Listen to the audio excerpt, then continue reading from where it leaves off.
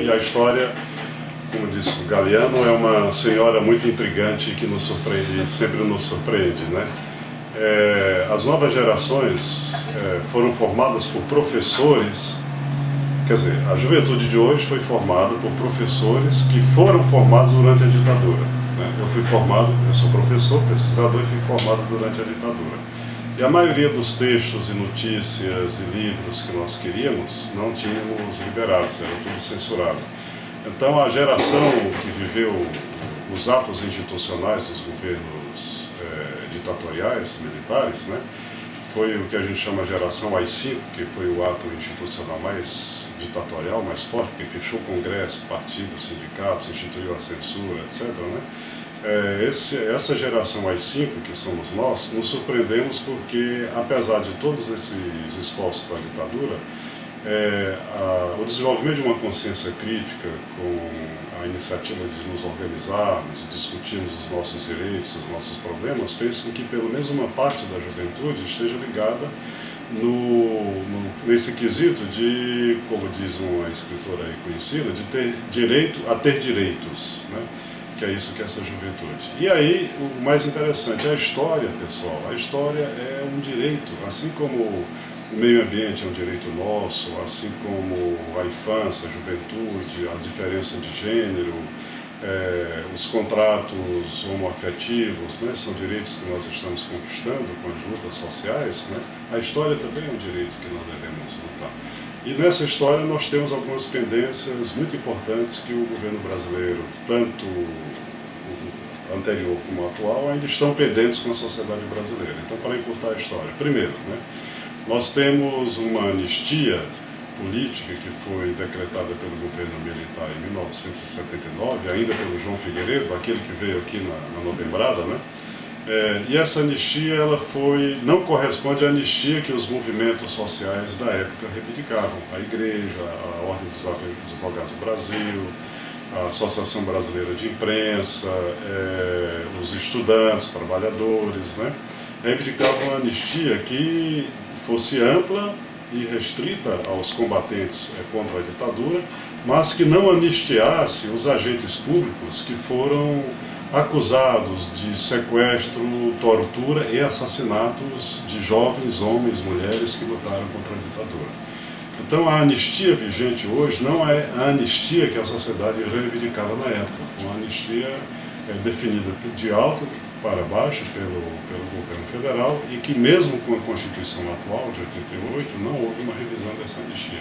E isso tem sido um empecilho para a abertura de documentos, para conseguir localizar o que de fato aconteceu com determinadas pessoas, etc. Então, o direito a essa informação é importantíssimo.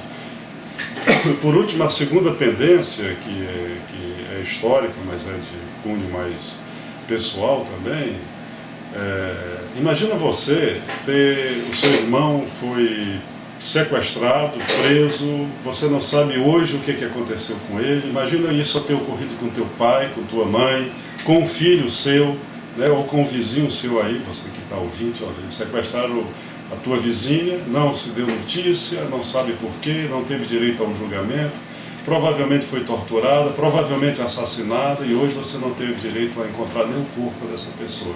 Bom, isso ocorreu no Brasil com quase 200 pessoas. Os que foram assassinados pela ditadura foram mais de 400. Dessas mais de 400 pessoas, quase 200 pessoas que foram assassinadas não encontraram ainda os corpos. Então não sabem o que aconteceu com essas pessoas. Hoje tem filhos que nunca viram seus pais. Tem mães e pais que nunca tiveram o direito de enterrar os corpos dos seus filhos. E assim vai. Então tem essa pendência também, que é um direito à dignidade, né, que também, infelizmente, por isso que o março de 64 nós devemos lembrar como algo que não deve realmente acontecer. Mas para que não volte a acontecer, nós temos que ter a memória histórica sobre tudo isso. Até porque a gente vê comentários, né, hoje em dia nas redes sociais, que, né, circula muita informação, comentários de pessoas, né, dizendo era um bando de comunistas, tinham que morrer mesmo, a polícia tem que tratar com dureza, etc. Quer dizer, é um desconhecimento do direito humano, né? O cara, por pior que seja, como por o caso do Gaddafi, né, que foi morto daquela forma bárbara, por pior que a pessoa seja, tem que ter o direito a ser julgado. Exatamente, a ser julgado, porque não estabelecido o direito de ser julgado, qualquer um pode ser vítima de uma arbitrariedade, né? Mas, especificamente no caso brasileiro, por incrível que pareça, o golpe militar de março de 1964, não foi um golpe que o Brasil estava sendo entregue a comunistas ou socialistas ou isso aqui. O governo do presidente João Goulart, ele era um fazendeiro, né? Um fazendeiro bem possuído. Agora, a sociedade da época, Elaine, reivindicava as reformas que ainda hoje não foram feitas. Por exemplo, a reforma agrária era uma das reivindicações que a sociedade na época reivindicava. A reforma urbana, que falávamos há pouco aqui do trânsito, desse caos que está ficando as cidades, né? A reforma educacional para ter acesso livre e gratuito de todas as pessoas à educação, em todos os níveis. Essa era uma das reformas propostas. Uma reforma muito importante, que era o ato do presidente, no seu projeto de lei, que dava soberania ao povo como, de fato, a última instância das decisões principais do país. Não deveriam ser nem dos partidos, congresso ou executivo, e sim consulta popular. Esse era o principal ato de projeto de lei que estava no projeto das reformas. Então, os militares, com a ajuda direta, hoje comprovada, do Departamento de Estado norte-americano, incluindo o presidente dos Estados Unidos na época, a CIA, militares norte-americanos, né? Isso é comprovado por documentos, né? Por gravações telefônicas, né? Isso está tudo comprovado. Infelizmente, parte dos militares brasileiros cederam a esses setores mais conservadores, inclusive setores não brasileiros, né? numa ausência total de patriotismo de parte dessas forças, né? Que cederam à pressão dos Estados Unidos, das forças mais conservadoras brasileiras, derrubaram um governo eleito pelo povo, fecharam o Congresso, né? Para ter uma posição contra essas reformas que os anos 60 talvez o Brasil, herdeiro dos anos 60, de reformas populares que pudessem ser feitas nos anos 60, talvez estivéssemos bem melhores hoje. Então o golpe não foi um golpe, digamos, essa coisa de pegar comunistas, isso, aquilo, isso é uma justificativa para mistificar, porque tinha comunistas combatentes contra a ditadura, sim, tinha, mas não era só. Pra você ter uma ideia, dos prisioneiros do golpe, muitos generais foram presos, caçados e presos pelos golpistas, né? Polícia Militar, oficiais e soldados da Polícia Militar, da Marinha, né?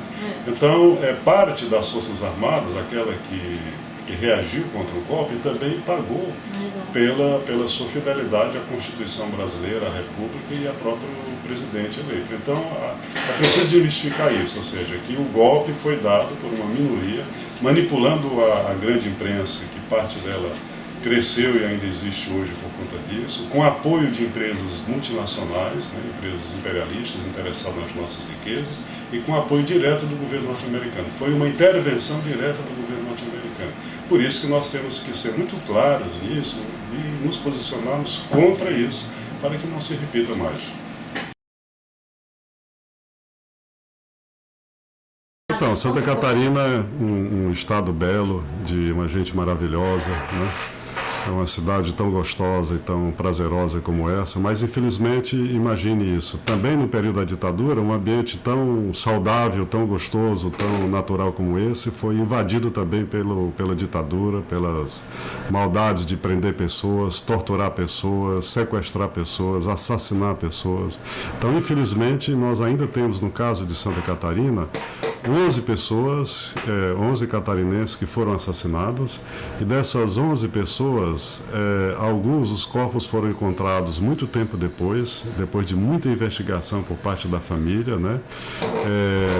E outros, que no caso desses 11 são 4 pessoas cujos corpos não foram ainda encontrados, né?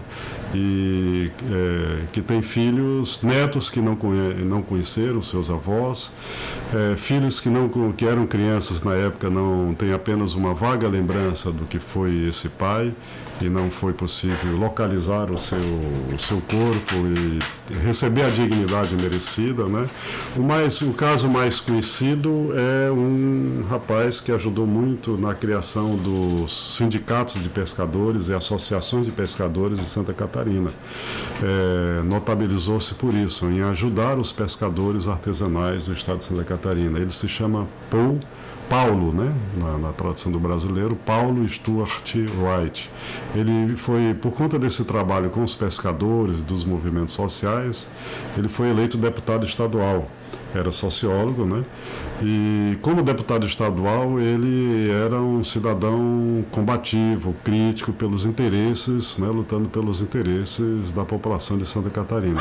Muito bem, esse deputado foi o único no Brasil que foi cassado pela própria Assembleia Legislativa do seu estado.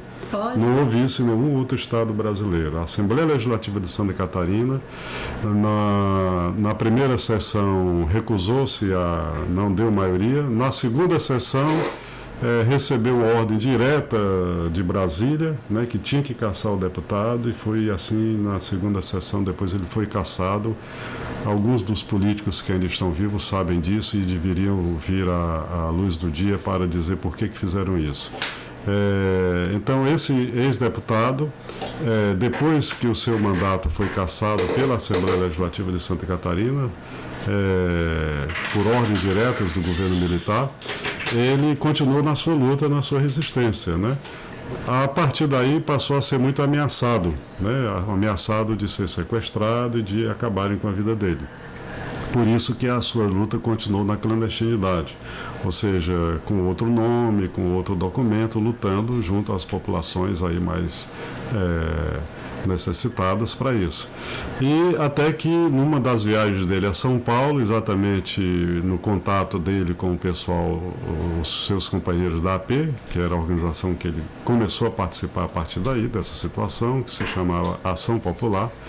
E em São Paulo, numa reunião da AP, a última vez que ele foi visto foi num trem, numa estação de trem lá em São Paulo, e portanto dado como desaparecido. Entretanto, um companheiro de prisão, na mesma prisão em São Paulo, que é da Operação Bandeirante, que era ligado aos militares de São Paulo, encontrou nesta prisão a mesma camisa que o Paulo Stuart estava usando naquele dia que ele desapareceu, que foi visto a última vez.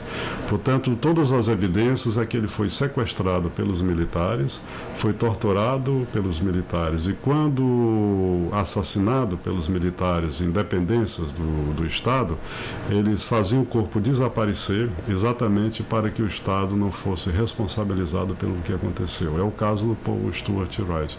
Então, eu estou citando esse caso, mas tem mais outros 3 casos cujos corpos não foram encontrados, né? Portanto, ao todo são 11 pessoas, mas muito mais do que essas 11 pessoas são os outros que foram presos, foram torturados, né? A Derlei, que vocês já entrevistaram aqui, foi super torturada, né? Entrou até em estado de coma por pancadas que recebeu na cabeça, e muitos jovens, muitos estudantes. E outra coisa, é preciso frisar isso, a que ponto chega a personalidade do ditador. A preferência de torturarem e abusarem de mulheres, de jovens, né? Portanto, é uma coisa que extrapola até a própria condição política, propriamente dita, para o machismo como a sua forma mais animalesca de achar que mulher não devia fazer política, mulher não devia lutar pelos seus direitos, né? De uma época onde isso ainda era mais complicado do que hoje, talvez. Hoje, esse movimento, né, de afirmação de gêneros, né, de gênero se desenvolveu mais. Porém, imagina isso na época. Você ouvinte que está me escutando agora, jovem estudante de 15 anos, 16 anos, vai presa porque na sua escola você fez um abaixo-assinado para melhorar a condição da biblioteca da sua escola. Você já imaginou a situação dessa? Aí, por conta disso, denunciam você vai presa. Por conta disso, lá os militares abusam sexualmente de você, te torturam, e se você vai a óbito por conta de torturas intensas, eles não entregam o teu corpo, desaparece com o teu corpo, a família não fica sabendo, se a família ia atrás na época era ameaçada, como isso ocorreu em diversos casos.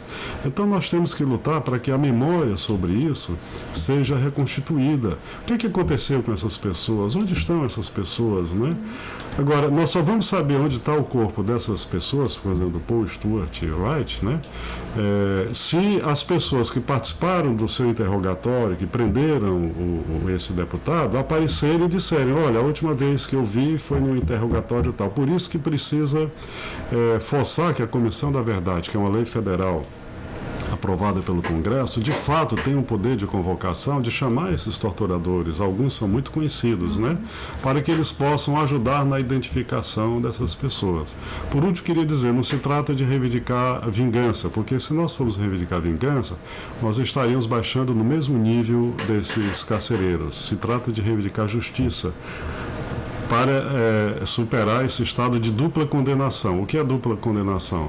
Da jovem estudante, trabalhadora, né, que foi preso, torturado, né, uns cumpriram pena, outros foram assassinados e não encontraram, né, foi condenado sem julgamento, né, cumpriu uma condenação por conta, às vezes, de ser apenas uma reivindicação ou mesmo uma luta mais intensa contra a ditadura.